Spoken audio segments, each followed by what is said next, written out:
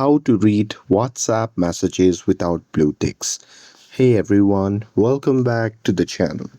In today's video, I'll show you how to read WhatsApp messages without the blue ticks. So now, without further ado, let's get started. So here, first thing first, open the WhatsApp app on your phone. And now here, once you're inside the app, just tap on the three dot icon shown in the top right corner of the screen. And now here from the drop down menu that appears, you can just tap on settings. And now here, once you're inside the settings, you can simply scroll down and there you can just tap on privacy option.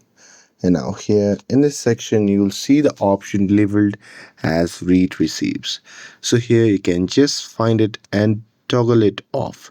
Now here, when you read messages in individual chat, the sender won't see the blue check mark showing that you have read them.